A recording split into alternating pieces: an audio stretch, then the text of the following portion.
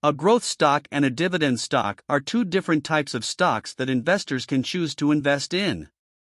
Here's a definition and a comparison of each. Growth stock. Definition: a growth stock is a stock issued by a company that is expected to experience above-average growth in its earnings and revenue compared to other companies in the market. These companies typically reinvest their profits back into the business to fund expansion, research and development, or acquisitions, rather than distributing dividends to shareholders.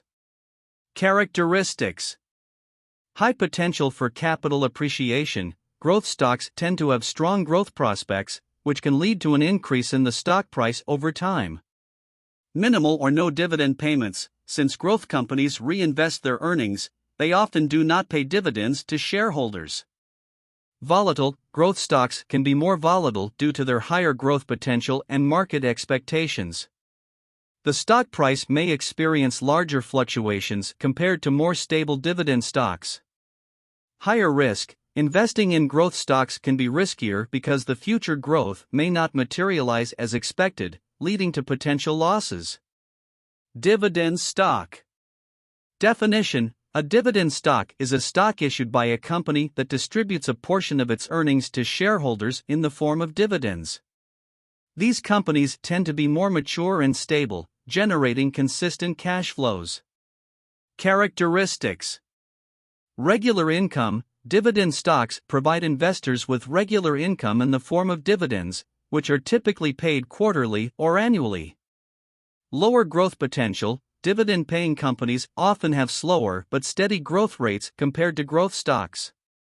Their focus is on generating consistent cash flows rather than rapid expansion. Stability. Dividend stocks are often considered more stable and less volatile than growth stocks due to their established business models and consistent dividend payments.